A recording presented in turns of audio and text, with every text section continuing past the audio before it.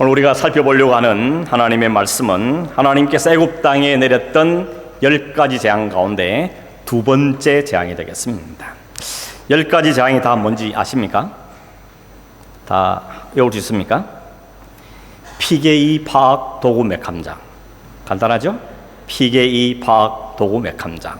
딱 첫 글자만 따서 제가 어릴 때 외웠던 건데 아직도 기억에 남는 보니까 제가 똑똑한 건지 아니면 어릴 때 역시 외운 게 오래 가는지 둘 중에 하나인 것 같은데 아무래도 뒤일 것 같죠? 어릴 때 아이들은 잘 외워두면 이게 오래 가는 겁니다. 늙어서도 기억하는 것이죠. 연세가 드신 분들은 말씀 외우기 쉽지 않잖아요. 경험해 보셨죠? 그런데 한가 유료가 뭔가 하면 돌에다 새기면 오래 간대요. 여러분의 머리 돌한 말은 아닙니다. 이게 오래 새길 때는 힘들어도 한번 새기면 이게 잘 안 지워진다네요. 말씀을 여러분 포기하지 마시고 많이 암수하길 바랍니다. 첫 번째 재앙은 뭐였는가 하면 피재앙이었죠. 피.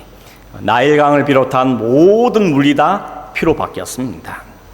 왜 하나님께서 첫 번째 재앙을 나일강을 피로 바꾸게 하셨는가? 그 이유는 어디 있다 그랬죠? 나일강이 애굽 사람들에게 차지하고 있는 위치가 대단히 중요하기 때문에 그래 됐습니다. 나일강은 애굽 사람들에게는 생명의 젖줄이었습니다. 모든 풍성의 근원이, 모든 생명의 근원이 이 나일강에서 온다. 이게 애굽 사람들의 생각이었습니다. 그래서 나일강을 신으로 섬겼던 것이죠. 하나님 그거 꼴 보기 싫은 겁니다. 하나님 그거 못 봅니다. 그래서 나일강을 치시는 거죠. 무슨 소리냐? 생명의 근원이 어디라고? 나일강? 말도 안 되는 소리 하지 마라. 생명의 근원은 오직 여호와 하나님밖에 없다 하는 것을 분명히 드러내신 사건이 모든 강물, 특별히 나일강을 피로 바꾼 사건입니다. 여러분 아시겠지만 하나님이 천지를 창조하실 때 사람을 만들어 어떻게 하셨죠? 흙으로 빚은 다음에 그 코에다가 생명을 불어넣죠. 생기, 생명을 불어넣습니다. 이게 뭡니까? 생명은 하나님께로 온다는 것입니다. 하나님께서 우리 안에 생명을 불어넣으신 겁니다. 강물이 생명을 주는 게 아니라는 겁니다. 안타깝게도 인간이 범죄하고 타락해서 그들이 생명을 잃어버렸죠. 영원히 죽는 사망이 인간들 속에 들어오고 말았습니다. 그러나 하나님께서 예수 그리스도를 보내셔서 영원히 죽는 사망의 아래에 있는 인간들에게 새 생명을 불어넣었죠. 예수님 뭐라 그럽니까? I'm the way. 내가 길이고 I'm the 생명이다. I'm the life라고. 내가 곧 생명이다. 주님께서 하늘의 생명을 우리에게 부어주시는 겁니다. 그러면 이런 생명은 어디서 온다고요? 강물이 아닙니다. 어떤 것도 아니고 하나님께로부터, 예수 그리스도께로부터 생명 우리에게 주어지는 것입니다. 세상은 그걸 알지 못하기 때문에 여전히 엉뚱한 걸 찾고 있죠. 예수님은 생명을 우리에게 주시는데 그 생명은 아니라 딴 것을 찾고 있는 것입니다. 여러분 어디서 생명을 얻기를 원하십니까? 그 사마리아 성의 우물가에 물 깃던 여인을 아시죠? 아무도 물길 오지 않는 그 시간, 땡볕에 낮 12시에 아무도 찾아낼 그 시간에 그만큼 떳떳하지 못한 인생을 살았던 그 여인에게 주님이 오셔서 그렇게 말하죠. 내가 너희가 어떤 일 알았더라면 나는 너에게 영원히 목마르지 않는 생수를 주었을 거다라고 말합니다. 이다 귀가 번쩍 떠 있죠. 그래서 뭐라 그럽니까? 내가 다시는 물길로 오지 않도록 내게 그 물 내게 주십시오 라고 이야기했습니다. 서로 안 맞는 거죠. 예수님은 생명수, 영원히 목마르지 않은 생명수를 말하고 있는데 이 여인은 기적의 물을 찾고 있는 것입니다. 다시 물길로 안 와도 되는 또 포도 물 나오는 그 기적의 물을 달라고 이 여인은 요청하고 있는 것입니다. 이게 오늘 세상인 것입니다. 예수님은 우리에게 자신이 생명을 알리시고 우리에게 생명을 주시겠다 그러는데 오늘 세상은 예수님께 생명을 구하지 않고 부스러기들, 예수님을 믿어서 얻을 수 있는 그 부스러기들, 건강과 복과 잘되고 사업이 원통하고 이것에만 관심이 많다는 것입니다. 그걸 구하고 있는 것이 오늘의 세상의 모습인 것입니다. 여러분 예수님 오늘도 우리에게 생명수이신 예수님을 구하라고 하시는데 세상은 여전히 기적의 물을 구하고 있는 시대가 우리가 산 오늘의 시대인 것입니다. 오늘 교회에 오신 여러분들은 하나님을 믿으면서 예수님 믿으면서 뭘 구하십니까? 주님 우리에게 영원히 목마르지 않는 영원한 생명을 주기를 원하시는데 여러분 어쩌면 그 생명수에는 별 관심이 없고 다른 부스러기에 너무 관심들이 많지 않는가 하는 것을 한번 점검해 볼 수 있기를 바랍니다. 물론 이런 개인의 건강도 필요하고 평안도 유익하고 가정이 행복하고 자녀가 잘 되어지고 사업이 번창하고 다 필요한 겁니다. 필요 없단 말은 절대 아닙니다. 우리 인생을 살아가는 동안에는 그것이 꼭 필요한 요소들이면 틀림이 없습니다. 그러나 잊지 말 것은 그건 영원한 것은 아닙니다. 이 땅에 사는 동안 하나님께서 복으로 누리셔 주신 건 맞지만 틀림없지만 그러나 그것이 마치 영원할 것처럼 생각하면 그건 대단한 착각인 것입니다. 우리의 영원한 것은 이 땅에 아무것도 없습니다. 영원한 것은 하나님 나라밖에 없고 영원한 것은 주님밖에 없고 영원한 것은 장차 우리에게 주어질 복으로 우리에게 허락해 줄 것입니다. 그럼 이 땅의 것들은 도대체 뭐냐? 이 땅의 것들은 영원한 것들을 보고 배우고 기다리고 사모하라고 우리에게 주신 도구들인 것입니다. 여러분 가정이 얼마나 소중합니까? 그러나 그 가정을 통해서 하늘의 가정을 배우라는 겁니다. 부부관계가 얼마나 소중합니까? 그 부부관계를 통하여서 신랑 되신 그리스도와 신부된 우리의 관계를 점검해보고 확인해보라는 겁니다. 그게 진짜 목적이 있는 겁니다. 그런데 우리는 그 영원하고 궁극적인 것에 관심보다는 당장 눈에 보이는 것만 너무 관심들이 많다는 것을 지적하지 않을 수가 없는 것입니다. 마치 대형 아파트를 지으면 특별히 한국에 보니까 모델하우스를 꼭 짓습니다. 모델하우스를 지어놓고 사람들은 포기하죠. 앞으로 이렇게 지어질 겁니다. 방은 이렇게 될 거고 침대는 이렇게 될 거고 라고 보여주죠. 그건 내가 들어가 살게 될 집이 어떤지를 미리 보는 겁니다. 그래서 꿈을 갖게 하죠. 기대감을 갖게 합니다. 그러나 여러분 그 모델하우스는 아파트 다 완성되면 거기 안 살죠? 거기 살 사람이 어디 있습니까? 그건 다 허물고 진짜 집에서 살게 되는 것입니다. 마찬가지로 이 땅에서 그리고 엉뚱한 것에서 참을 발견하고 구하려 하는 것은 어리석은 것입니다. 하나님 우리에게 영원한 것을 알려고 이 땅의 것들을 주셨다는 사실을 꼭 기억하시길 바랍니다. 그래서 이 땅에 사는 삶이 의미가 있는 것이지 이 땅에 있는 것이 전부인 것처럼 생각하고 그것을 의미를 찾는 것은 어리석은 것을 잊어버리면 안 되는 것입니다. 두 번째 오늘 생각해 볼 이 두 번째 재앙도 비슷한 교훈을 갖고 있습니다. 여러분 끔찍한 피해 재앙이 있은 다음에 7일이 지났습니다. 그런 다음에 하나님께 모세에게 말씀하시죠. 바로에 가서 다시 이야기해라. 내 백성을 내보내라. 그러면 그들이 나에게 제사할 거다. 그러나 만약에 네가 이번에도 거절하면 이번에는 개구리를 통하여서 너를 심판하겠다라고 이야기하라 그랬습니다. 여전히 완고한 마음을 가진 바로는 그 모세의 경고를 거절했고 결국 하나님 말씀대로 그 애굽 땅에 개구리 재앙이 임하게 된 것입니다. 여러분 한번 상상해 보십시오. 나일 강에서부터 개구리들이 막 쏟아 올라옵니다. 그 개구리들이 개굴결거리면서 왕궁에 들어가고 왕의 침상에 들어가고 왕의 식탁에 올라앉고 온 주방을 차지하고 그릇마다 개구리 들어앉아 있습니다. 얼마나 끔찍합니까? 어릴 때 아이들이 조그마한 개구리 하나 잡아놓고 이뻐갖고 개구리 이쁘다 그러죠. 한 마리가 이쁘지 온 천지의 개구리면 그게 이쁘겠습니까? 아마 징그러 죽을 겁니다. 막 기겁을 할 것입니다. 왜 개구리냐? 역시 나일강이 그들에게 생명의 근원으로 신으로 섬겼다면 개구리 역시 이 애굽 사람들은 자신들의 풍요, 번식의 신으로 섬기고 있었던 것입니다. 여러분 애굽 사람들이 개구리는 바로 생산력의 상징이었습니다. 아마 이런 어릴 때 개구리 알로 본 적 있을 겁니다. 여러분 어마어마하죠. 개구리 알로면 정말 엄청납니다. 전 세계에 약 한 3,000여 종류의 개구리가 있다 그러죠. 황새 개구리 비롯해서 온갖 개구리 종류도 있습니다. 이 개구리가 여러분 남극과 북극 빼고는 전 세계 다 산다 그럽니다. 아주 추운 것 외에는 이 개구리가 살지 못하는 곳이 없다 그럽니다. 더군다나 생존력이 얼마나 강한지 양수류 중에 양수류라는 것은 물에도 살고 또 무태도 살 수 있는 그런 짐승들 중에서는 번식률 1위가 바로 개구리라는 겁니다. 특별히 나일강에는 지난주에도 말씀드렸지만 해마다 6월, 7월, 8월, 9월 되면 이때는 물이 넘칩니다. 홍수가 난다는 것이죠. 강이 넘칩니다. 그러다가 9월 말부터 물이 점점 빠지기 시작해서 12월 되면 이제 완전히 마른 땅이 됩니다.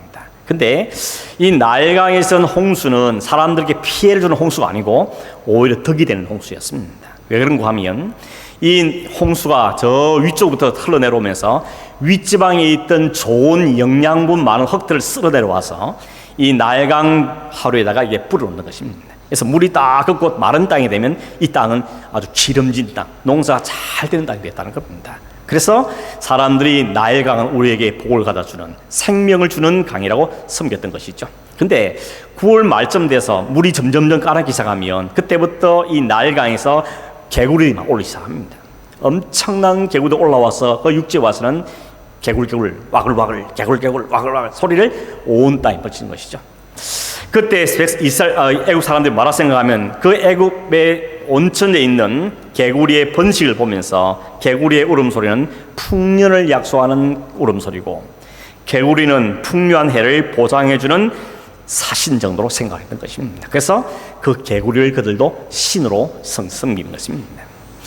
애국에 여러 신들이 있는데 그 신들 가운데 헤카라는 신이 있습니다. 그 헤카의 모양을 보면 아래쪽 몸은 사람입니다. 특히 여자의 몸이고 이 위로 머리는 개구리입니다. 개구리 머리에 사람 몸을 갖고 있는 그 신을 헤카라 그럽니다. 그 헤카의 신은 어떤 신인가 하면 풍요를 가져다는 신, 우리에게 생산과 번식을 가져다는 신으로 섬기는 신이 바로 헤카라는 신이었던 겁니다.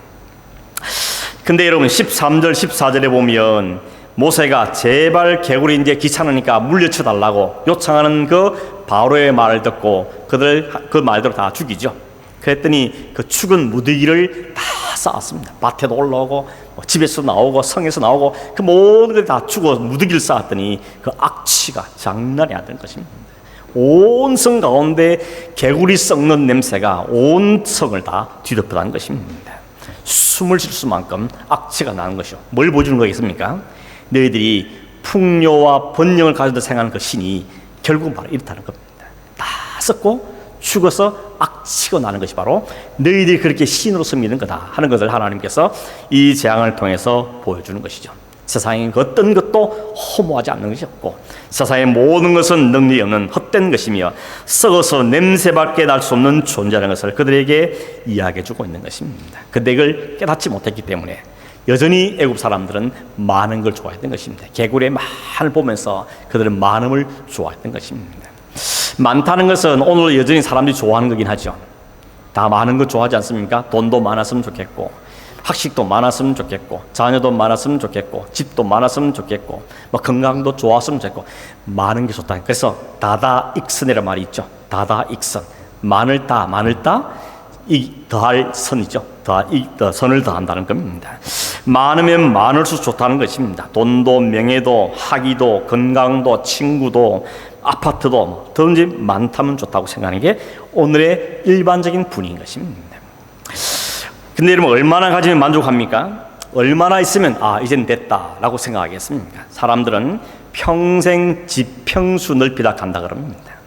처음에는 원룸에 살았는데 결혼하니까 방은 하나 더 있어야 되겠고 애기가 생기니까 방이 또 더 하나 있어야 되겠고 방은 2개 됐는데 화장실 하나밖에 불편하니까 화장실 하나만 있으면 좋겠고 화장실 2개를 찾아가고 또 방 3개를 찾아가고 이렇게 평수를 넓히다가 나중에 그냥 간다는 것입니다. 그게 인간들의 모습이라는 이야기죠. 여러분 침대도 마찬가지 같아요.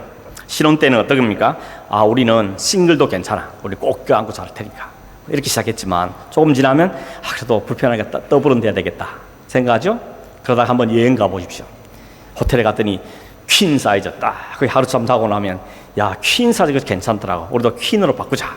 퀸으로 바꾸시죠. 나중에는 퀸도 아니라 킹으로 바꿉니다. 킹에 자보시면 어떻습니까? 옆에 마누라가 잤는지 안지 아침이라도 모르는 겁니다. 너무 거리가 멀어갖고 아침에 잘 잤냐? 있었어? 이러면서 그렇게 한다는 거죠. 침대 사이즈도 점점 커지고 점점 많아진다는 겁니다. 인간의 탐욕이라는 게 끝이 없는 거죠. 그런 말이 있습니다. 바다는 메워도 인간의 탐욕은 메꿀 수 없답니다. 여러분 바다를 뭘로 메꿀 수 있습니까? 육지에는 모든 산들을 갖다 부어도요 바다는 안 메꿔진다 그럽니다. 그런데 그 바다를 메꿀 수 있지 할지라도 사람의 탐욕은 메꿀 수가 없다는 겁니다. 동의하시죠 여러분? 우리가 다 이 전과자에 앉아있지 않습니까? 탐욕은 끝이 없다는 것입니다. 불과 몇십 년 전만 해도 오늘은 또 뭘 먹어야 사나 이 걱정했는데 요즘 뭐렇습니까? 뭘 먹어야 되나 걱정하는 게 아니고 뭘 좀 더 맛있는 걸 먹어야 될까 이 고민하고 있지 않습니까? 다들 만나면 살찌다는 게 스트레스 받아가지고 요즘 다이어트하는 시대지 않습니까? 더 잘 먹어야 되겠다는 게 아니고 좀 덜 먹어서 살 좀 빼야 되겠다. 풍요가 오히려 복을 가져오는 게 아니라는 보게 됩니다. 모든 병들이 다 살이 찌고 그러면 병이 생기죠. 당뇨다 무슨 무슨 지방간이다. 다 의사가 뭐라 합니까? 살부터 빼시라 그러죠. 살부터 빼고 오십시오. 제가 한때는 이 코가 좀 심하게 골아가지고 수술받아 갔는데 의사가 그랬습니다. 살부터 빼고 오시오. 그래서 제가 수술 포기하고 열심히 살을 빼었던 기억이 있습니다. 여러분, 요즘 풍요가 우리에게 복이 아니라 어쩌면 재앙이 된 시대에 살고 있는 것입니다. 집집마다 냉장고 보면 꽉꽉 들어차 있죠. 제가 이야기하다 저 집 냉장고를 열어보니까 우리 집 냉장고가 꽉꽉 들어차 있습니다. 제가 그랬습니다. 전쟁 나도 석 달은 최소한 살겠다 이거.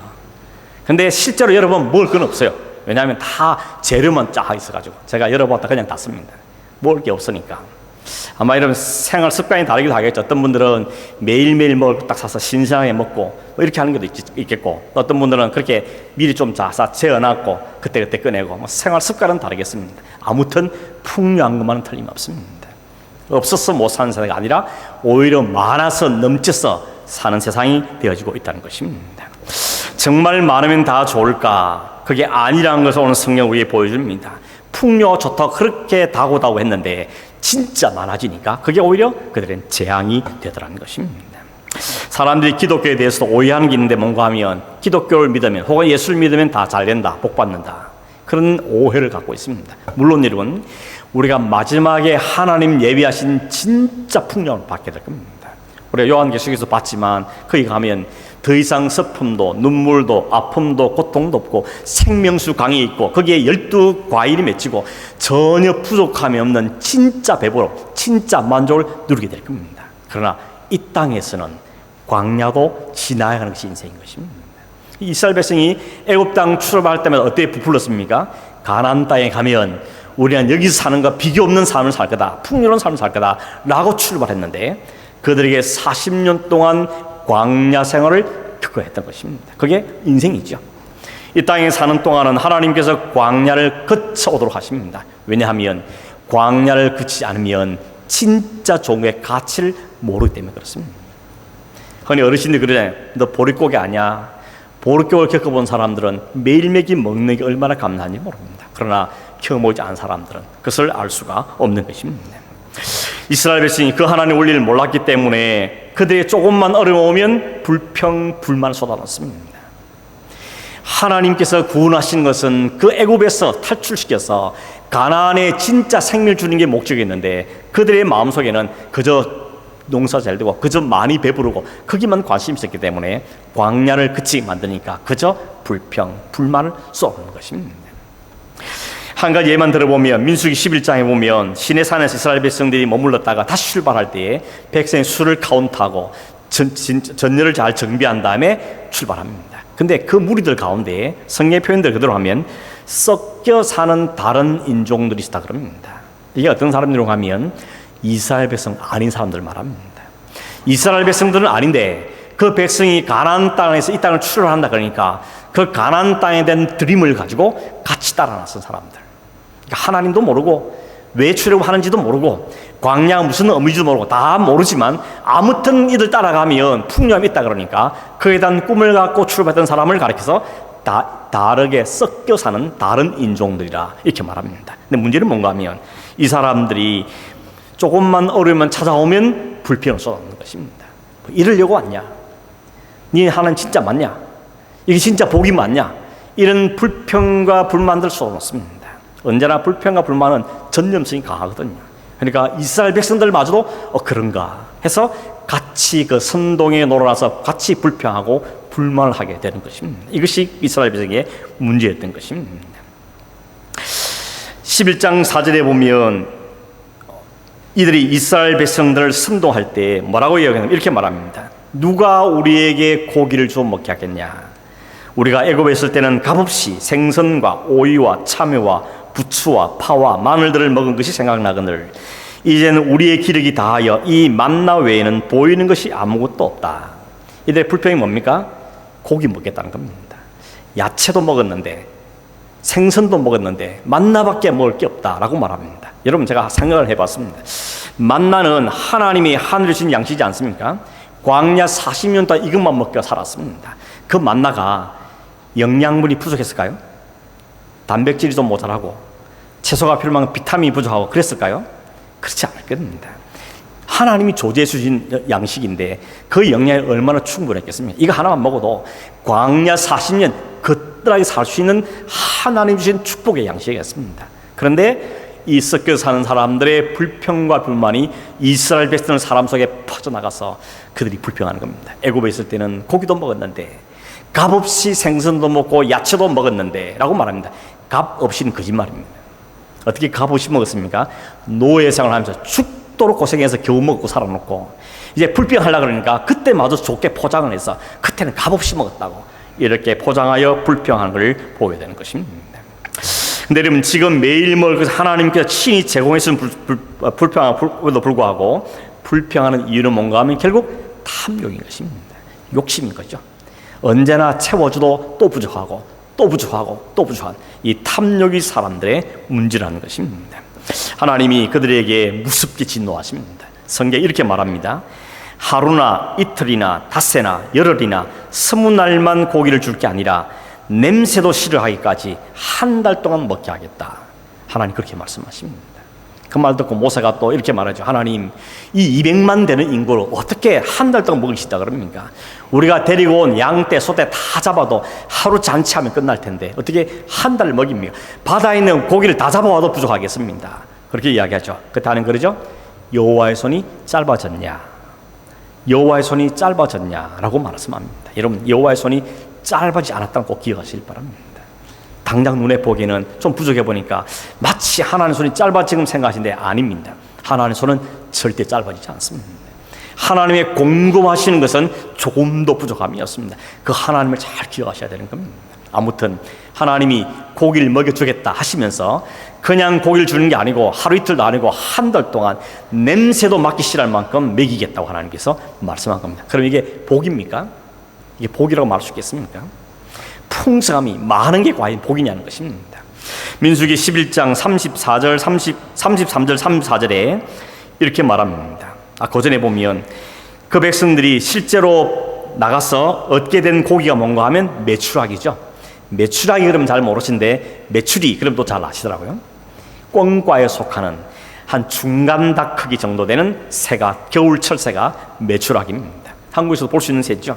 특별히 애굽 지역에, 이 아프리카 지역에서 겨울 되면 날아올라서 홍해를 건너서 저 북쪽 아시아 쪽으로 날아갑니다. 그 날아가는 새들 떼를 하나님이 바람을 확 불어가지고 이스라엘 텐트 주변에 다 떨어지게 만든 겁니다. 성경에 보니까 2규빗 높이 되도록 쌓았다 그랬습니다. 이스라엘 텐트 주변에 2규빗은 한 규빗 45cm니까 90cm 높이로 새들이 쫙 깔린 겁니다. 기가 막히죠, 여러분. 봤으면 신이 날 있을 겁니다. 요즘 시대는 고등어 치라 그러는데 여러분 고등어 한번 잡아보셨습니까? 올릴 때 정말 기가 막힙니다. 제가 작년에 한번 경험해봤거든요. 너무 정신을 못 차려갖고 잠들만 신경 써가지고 이게 관리를 잘해야 되는데 못해가 다 막 상하고 이렇게 되는 경험을 한 적이 있는데 탐욕이면 탐욕. 잠들만 신나가지고 그랬는데 아무튼 이 사람들이 어떻게 했냐면 하루 종일 고기를 거두었습니다. 밤에도 햇불 켜고 종일 거두었습니다. 밤새도록. 그 다음 날도 종일 거두었습니다. 그래서 얼마나 거두냐면 적게 거두는 사람도 10호멜을 거뒀다 그랬습니다. 10호멜이 또 계산이 안 되시죠? 호멜이라는 한 호멜이라는 것이 약 220리터입니다. 보통 드럼통 큰 거 하나가 200리터라 그러잖아요. 그거 10통만큼 되는 양을 가져왔다는 겁니다. 어마어마하게 가져온 거죠. 적게 사는 사람이 그만큼 가져다 붙입니다. 그리고는 너무 많으니까 먹어도 배부르고 그래서 진 텐트 바깥에 쫙 널려가 말립니다. 오래 먹으려고 말려두고 있다는 것입니다. 근데 중요한 것은 민수기 11장 33절 34절에 보니까 이렇게 말합니다. 고기가 아직 이 사이에 있어 씹히기 전에 여호와께서 백성에 대하여 진노하사 심히 큰 재앙으로 치셨으므로 많이 죽었습니다. 그리고 그곳 이름을 뭐라고 지었는가 하면 기브롯 핫다와라 이름을 지었습니다. 기브롯 핫다와는 뜻은 뭔가 하면 탐욕의 무덤이라는 것입니다. 그때 죽은 사람들의 무덤이 잔뜩 쌓였는데 그걸 보고 탐욕의 무덤이라고 이름을 거기에 지었다는 것입니다. 하나님께서 그들에게 고기를 주셨지만 그들의 탐욕은 볼로 하셨던 겁니다. 고기를 먹여주심이지만 탐욕은 하나님이 징벌하셨습니다.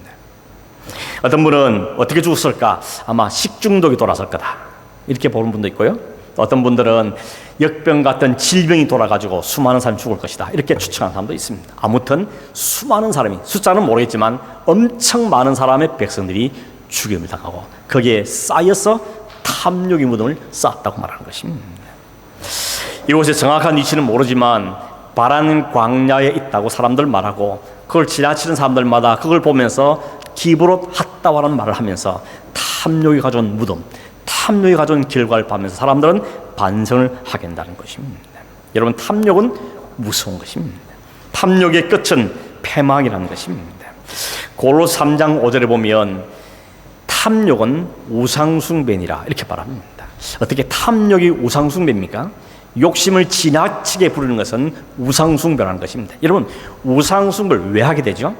이스라엘 백성들도 대대로 우상숭배를 했습니다. 근데 그 특징이 뭔가 하면 하나님을 완전히 버리고 우상을 섬긴 게 아니고 하나님도 섬기고 우상도 섬긴 게 이스라엘 백성들의 우상숭배였습니다. 하나님 그걸 제일 싫어하십니다.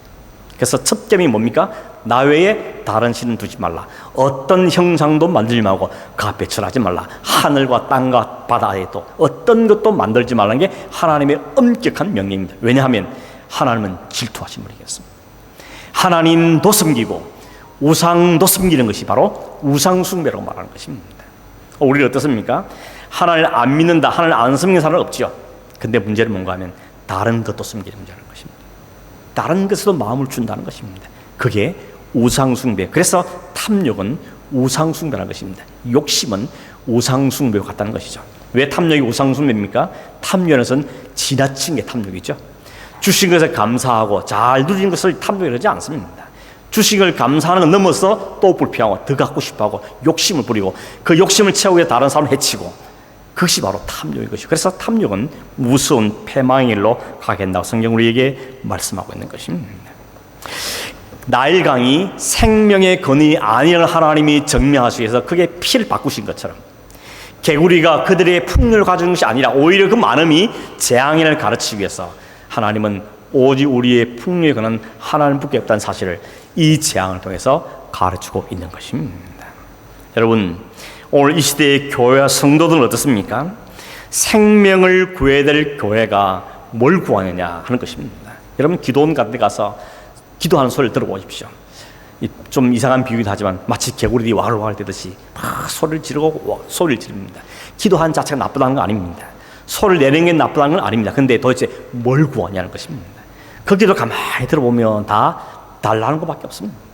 건강 주시고 자녀 잘 되게 하시고 사업 잘 되게 해서 다 이것만 달라는 겁니다. 이것도 나쁜 것 아닙니다. 문제는 뭔가 하면 진짜 구해야 될 것은 놔둔 게 문제라는 것입니다. 진짜 구해야 될 것은 관심이 없는 게 문제라는 것입니다. 여러분이 구하는 것이 잘못된 것이 아니라 그것이 하나님께로 온다는 걸 알고 하나님께 구하며 그 하나님께 감사해야 되는데 그건 지켜두고 당장 눈에 보이는 이익만 챙겨가는 것은 개구리의 울음소리가 같다고 성경 우리가 오늘 지적하고 있는 것입니다. 이게 무서운 사실이 아닙니까? 나도 모르게 개구리 같은 짓을 하고 있을 수 있다는 것입니다. 탐욕에 노예되지 않도록 우리는 자신을 잘 살필 필요가 있습니다. 아무 욕심도 없이 살아라, 아무 비전도 없이 살아라, 그 말 절대 아닙니다. 주님 안에서, 하나님 허락하시는 범위 안에서 감사할 줄 알면서 주님의 뜻을 이루기 위해서 하나님의 감사를 표현하기 위해서 우리는 열심히 살고 노력하고 열심히 추구해야 되는 것입니다. 그러나 하나님 밀려두고, 하나님 옆으로 밀려두고 그것에만 관심은 가지면 하나님 그걸 탐욕이라고 말하는 것입니다. 탐욕은 우상숭배다. 탐욕은 하나님께서 가장 싫어하신 것이라고 우리에게 말씀하고 있는 것입니다. 모세가 바로에게 그 일을 한 다음에 바로가 모세를 부릅니다. 야, 도대체 못 살겠다. 개구리를 없애달라. 그러면 네 백성 보내주겠다 라고 말합니다. 그때 모세가 그러죠. 언제 그럴까요? 언제 일이 이루어지면 내가 기도할까요? 라고 물었습니다. 그랬더니 바로가 뭐라 그러죠? 언제는 무슨 언제냐? 지금 당장이지. Right now. 이렇게 되지 않겠습니까? 근데 뭐라 그랬죠? 성경에 내일 하라 그럽니다. 내일. 지금 당장 오늘 죽게 생겼는데 바로가 내일 하라 그럽니다. 바로의 속셈이 들여다 보이시죠? 한 하루만 좀 버텨보겠다는 겁니다. 버텨보고 좀 상황이 나아지거나 풀리면 그봐 우연이야. 무슨 하나님 재앙이야 라고 말하고 싶은 거죠. 이게 인간들의 모습이죠. 여러분도 그럴 때 있지 않습니까? 조금만 더 덮으면 그냥 넘어가면 그래 그냥 우연이었어. 그냥 그때가 그렇게 재수가 안 좋았어. 이렇게 넘어가는 거죠. 하나님은 명백하게 아니라고 하나님께로 온 재앙에서 분명하게 말씀하는 겁니다. 또 하나 더 있습니다. 15절에 보면 이렇게 말합니다. 그러나 바로가 숨을 쉴 수 있게 됨을 보았을 때 그의 마음을 완강하게 하여 그들의 말을 듣지 아니하였답니다. 숨 쉴 틈만 주니까 마음이 바뀌는 겁니다. 이게 인간의 모습이라는 것이죠. 죽겠다고 이야기해놓고 이제 이 개구리 죽고 나고 나니까 이제 숨을 쉴만 하니까 또다시 마음이 바뀌는 것이죠. 이게 인간의 본성이라는 것입니다. 그렇게 하나님 앞에 죽고 살기를 기도하고 매달리며 강구했는데 조금만 형편이 나아지니까 또 언제 그러냐 듯이 뒤돌아서는 거죠. 그게 인간의 모습이라는 겁니다. 저는 안 그러냐? 마찬가지입니다. 우리가 다 그런 연약함들을 안고 살아가는 것이죠. 근데 이런 바로는 끝까지 그 왕감을 꺾지 않았죠. 그 결과는 뭐였습니까? 홍해 빠져 죽는 겁니다. 패망이라는 것입니다. 그렇게 이런 깨달음을 주실 때 회개하는 게 진짜 복인 겁니다. 여러분 하나님 말씀을 듣거나 읽거나 깨달음이 와서 아 이게 잘못됐구나 하나님 회개합니다. 그게 복입니다. 진짜 마음이 완강한 사람 회개하지 않습니다. 끝까지 버티다가 심판으로 가는 것입니다. 그게 무슨 심판인 것이죠. 회개할 수 있다는 게 우리에게 복인 것입니다. 오늘 여러분 우리 시대의 개구리 우상들은 뭐가 있을 것 같습니까? 여러 가지 개인적으로도 있을 거고 가정에도 있을 겁니다. 잘 살펴보십시오. 우리 집안에 혹은 나에게 개굴거리는 우상이 뭔지를.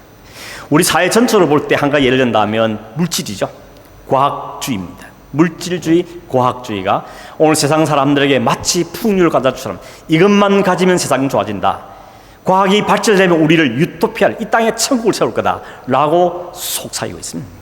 아담과 하와는 하나님처럼 될 거라는 말에 속아 넘어갔는데 오늘 세상은 사단은 우리에게 뭐가 속입니까? 과학이 발달되면 세상이 점점점 좋아지면 이제 막 달나라도 가고 우주에도 나가고 생명을 무한정 연장하고 이런 꿈을 우리에게 가르쳐두고 있습니다. 성경 우리에게 분명히 말하죠. 이 세상은 반드시 끝이라는 겁니다. 시작이 있은 이 역사는 반드시 끝이 있는 것이라고 말합니다. 끝에는 뭐가 있죠? 그러죠? 심판이 있을 겁니다. 요한계시록에 말하죠. 하나님 어린 양 생명체 이름이 기록된 자는 영원히 살고 그렇지 않은 자는 영원한 불목 가운데 찬다 하는 게 성경의 말씀입니다. 이 세상은 영원하지 않습니다. 바벨론이 그랬죠. 그 사치와 향락과 부와 모든 걸 상징하던 그 바벨론이 완전히 파멸되고 무너졌죠. 무너졌다 바벨론 성이야. 큰 성 엄녀 바벨론이야. 그렇게 말하고 있는. 그러고는 마지막에 그러죠. 속히 이루어질 것이라고 이야기하고 있는 것입니다. 여러분 말씀을 맺으면서 우리가 꼭 기회야 될 사실이 있습니다. 세상은 영원하지 않습니다. 이 땅의 그 어떤 것도 영원하지 않습니다. 그리고 이 땅의 어떤 것도 우리에게 진정한 풍요를 가져주는 건 없습니다. 하나님 안에서 주님 안에서 누리는 것이 우리에게 복입니다. 그게 감사합니다. 그게 풍요함인 것입니다. 무조건 가난하게 살아야 될 말이 아니죠. 주님 안에 주신 걸 만족할 줄 아는 것이 필요한 것입니다. 바울이 그러죠. 나는 풍부해도 채도 괜찮고 가난해도 괜찮고 어디서든지 자족하는 스스로 만족하는 비결을 배웠다 그럽니다. 이 비결을 우리가 배워야 되는 것입니다. 좋은 집에 살 수도 있고 그렇지 못한 집에 살 수도 있고 많이 벌 수도 있고 적게 벌 수도 있고 그게 우리의 감사를 좌우하는 게 아니고 내가 주님 안에서 누렸다는 것이 감사하고 그게 만족이고 그것이 하나님 영광이 되는 그 삶이 진짜 하나님이 원하시는 삶을 우리에게 말씀해주고 있는 것입니다. 이 세상 것에 너무 지나친 욕심을 부리지 않길 바랍니다. 주신 것은 감사하게 누리고 많은 건 나누고 베풀 줄도 알고 그러면서 즐겁게 사시되 이 땅에서는 다 반납하고 간단한 살 잊어버리면 안 되는 것입니다. 거기에 지나치면 탐욕의 노예가 됩니다.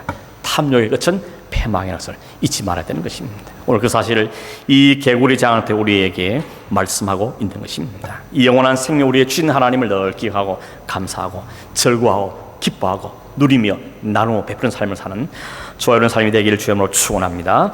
기도하겠습니다. 고마우신 하나님 감사합니다.